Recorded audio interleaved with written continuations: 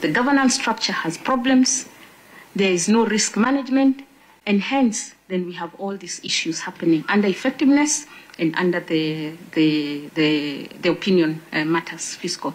So my report is very clear on that I have already pronounced myself on the issues that were not lawful and that were not effective in the report. Okay, Madam Oeji, I think that was more of a broad perspective on how to make the interlinkages work more effectively.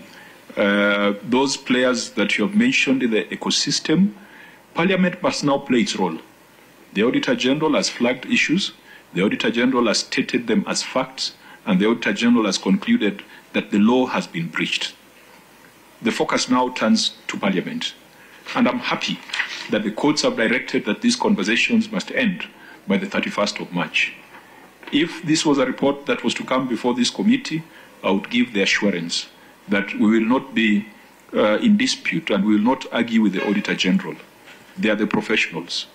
Our job would be to mete out punishment, to recommend administrative action, to recommend investigation and prosecution. The Auditor General has done the diagnosis. It is now time for Parliament to do the prescription.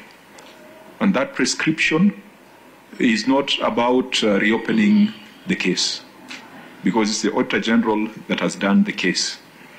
The role of Parliament now is to prescribe, and to prescribe the stiffest punishment, even if it means discontinuation of the system, debarment of the service providers, investigation and prosecution of accounting officers, striking off the professionals from their professional bodies, the procurement professionals, the legal professionals, the accountants.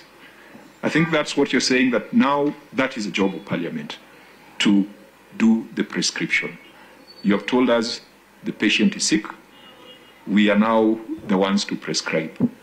And I hope that the National Assembly and all the various committees can speak in the same language to provide hope to the country that these big issues you have raised regarding 104 billion Kenya shillings is not going to get lost in the mud of political expediency. So unless there is anything you want to add on this particular subject, I would have asked the legal team to give us an update in 1 minute on how we are going to have a common strategy on the review or advisory, and then we get into the Auditor General's written report. Oeji, is there anything before we get to the legal? Yes, Honorable Chair, I'll ask my head of legal to make comments on my behalf. Okay, proceed. Honorable Chair and honorable members, thank you for this opportunity. We met sometime late last year and had proposed a way forward on how to handle this matter. In particular was the issue of how to save the reports that are sitting for consideration in the various committees. And I think what we agreed in that session was that constitutional timelines are what they are. So we have been working with our fellow respondent in the other matter, that is the County Assembly legal team, and had gone as far as preparing the request for the advisory to the Supreme Court of Kenya. However, earlier last month, we were served with a judicial review application from Senate that was seeking to vary or actually stay the judgment that was issued last year. And we held a session with the County Assembly representative and agreed and aligned ourselves to this application, because to us, this application would be the quickest way to get some administrative relief, because if the court were to issue a stay, then we'd be able, so more or less, to put our house in order. And then secondly, Chair, is that the Supreme Court will not be able to proffer an advisory opinion when a matter is still live in a lower court. So we are guided on that matter, and what we are doing is we are now preparing our submissions and replying affidavits, and of course aligning them to what the Senate team is indicating, and for the reason that they were not parties in the other matter, so the court is likely to accord them a hearing. So the strategy that we have agreed is therefore we shall be putting in our submissions. We are back in court on 10th of this month and shall be supporting the application. And whatever relief we are able to get from this court by way of review or stay will ultimately be what will be able to save what the various reports that are sitting in the committees, because ultimately I believe that is what we seek. And then moving forward, we shall be able to align to the constitutional timelines and to the processes that have been alluded to in this discussion today. Thank you very much. Are there any decisions that are expected on 10th of March when you appear before Justice Saburili? On 10th of March, we shall be highlighting our submissions as well as taking a date on the ruling. And we have aligned with the County Assembly, and none of us are opposing the application.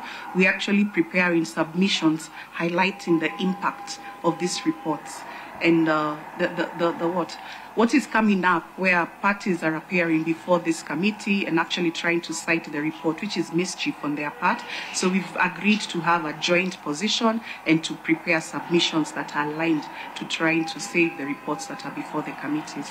So while that is going on, status quo remains. Status quo maintains, yes. And status quo means that we must consider these reports by 31st of March. That is the position, Chair. And status quo also means that any report for prior year, it would be offending the directions of the court for us to consider a report of prior year. Exactly. And that is the advisory we wanted to seek from the Supreme Court, given the gravity and the mischief that is now coming up. Okay, so we have agreed as a committee that if status quo has been maintained, this committee is going to burn the midnight oil, working from Monday through Saturday, working through 2 subcommittees, considering 4 entities every single day, and that will allow us to ensure that every governor appears before this committee. If there are governors out there who think that they can use this legal development to run away from scrutiny, I think the bad news is that they won't run away. Every single cent that goes to counties must be accounted for. Auditor General, you have made it clear that your job is not complete until it is brought to Parliament. When these reports come to Parliament, they cannot die. And every citizen in our counties wants to see their governor and the officials come to explain non-conformances that have been highlighted by the Auditor General. So even if it means working day and night, we will ensure that every single accounting officer, every chief executive officer appears before the Senate, appears before this committee. In fact, we'll be publishing a schedule in the newspapers, and I hope OAG, you've already agreed on the reduction of time from 7 to 3 days. I think it's reasonable, because I also want to promise you, now that you're working through these strict timelines, we are not going to accept the nonsense of the past, where someone comes with a pile of documents. We cannot make progress with that approach. If you're doing 4 meetings in a day, it cannot be 4 audit meetings. It will be 4 meetings where the entity is telling us, yes, the Auditor General found that we are not in compliance with the law. These are the measures we have taken to close the gap.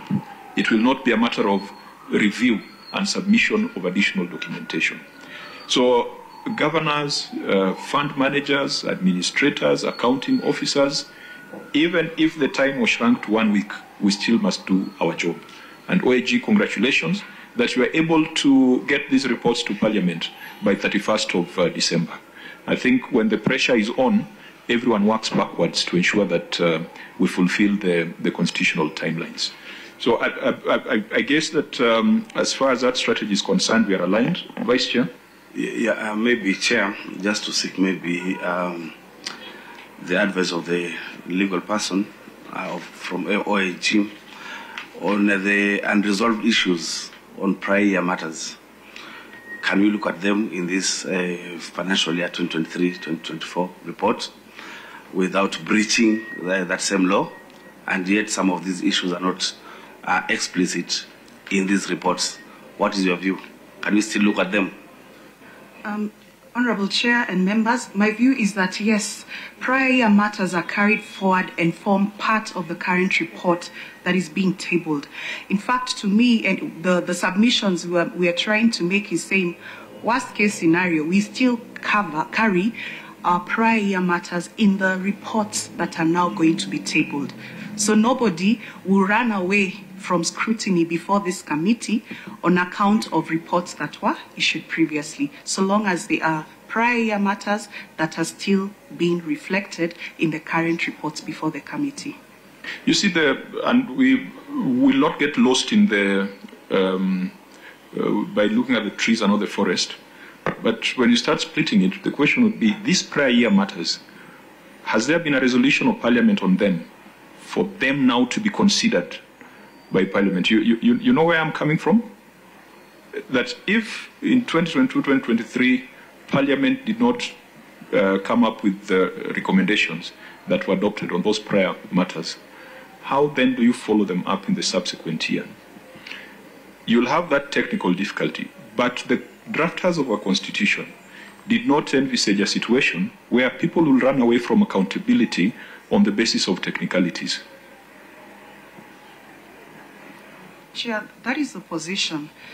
And the fact that no appropriate action was taken on those matters as and when they were raised then, and these matters are now still appearing in the current report, then nothing stops Parliament from still taking appropriate action. So to me, the prior year matters that are being raised in the current audit reports are actually the lifeline that this committee will be relying on moving forward until we are now able to regularize the submission and the processing of these reports. Clerks, take note. This was my argument and position yesterday, and the understanding of the Auditor General must align with the understanding of the legal team in the Senate. We went through this. We even picked a sample of audit reports just to demonstrate to the legal team that prior year issues is part of the reporting template. There's even an annexure on financial statements. The only observation we made, OAG, from the few samples we picked is that in the body of your report, you have just done a paragraph saying issues raised in prior years have not been fully addressed. But we had said to avoid losing those issues, it would have been nice to have a schedule of those outstanding matters. Because for the entity itself reporting, on prior year issues, for them, they do self-reporting, saying that the auditor raised this, this was our observation, and this is our position. But you ought to do a schedule. Take, for example, Turkana.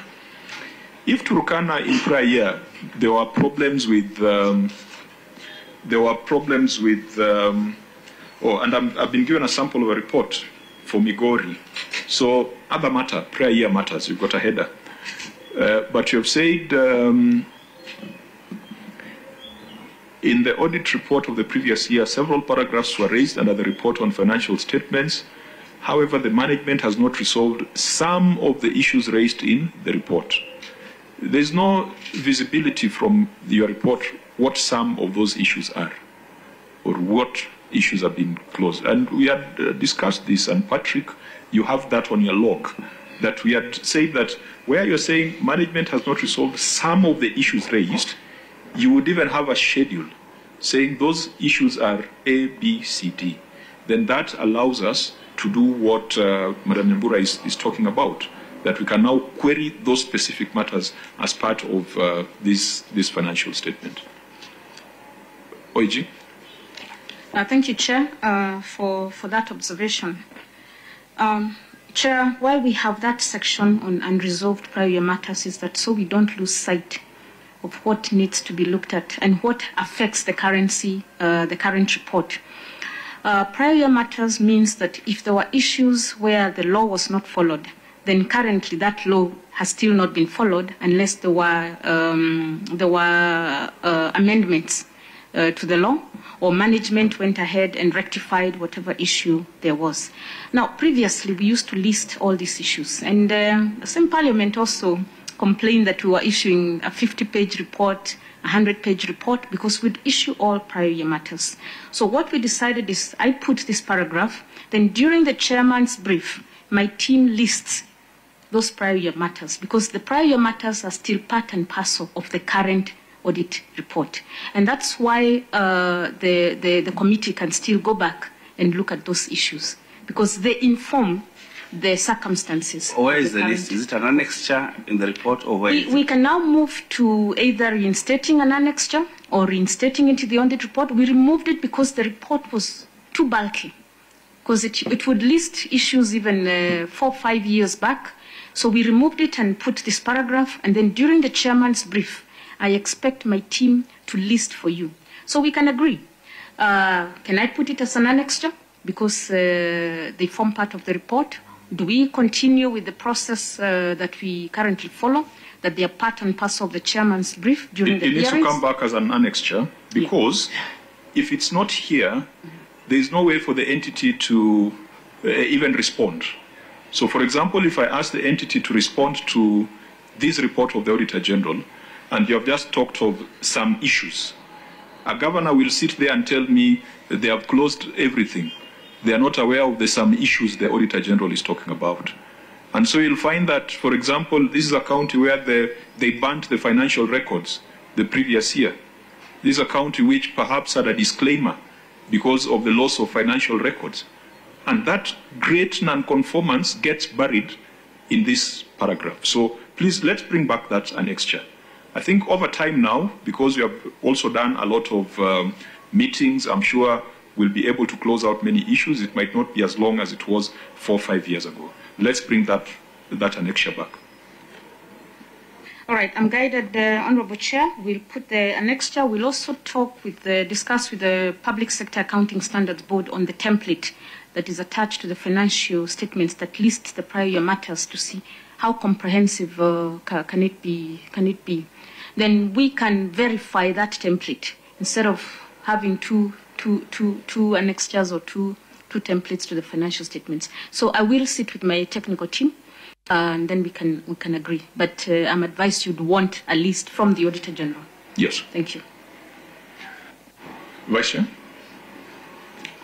Maybe the OAG can also comment on this issue of the type of workload that we have and the rigor that goes into that work of especially verifying the responses by the clients, because then we give 7 days notice for the clients to do their responses, and then because we are doing several counties, now we're giving you 3 days, and each day we are looking at maybe for a hub two executives.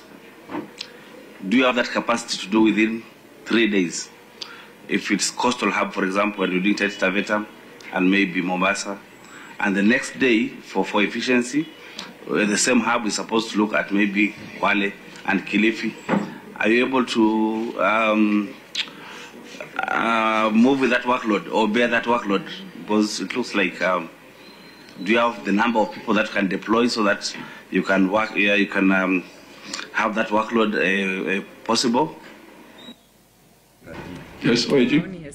Naam, mtazamaji, ni kikao kinachoendelea huku Senate, huku maseneta wakiwa wanaendeleza mazungumzo na Bi Nancy Gathungu ambaye ni mkaguzi wa hesabu za serikali. Mtazamaji, tunapumzika kidogo, tutarejea hivi punde na mengi zaidi.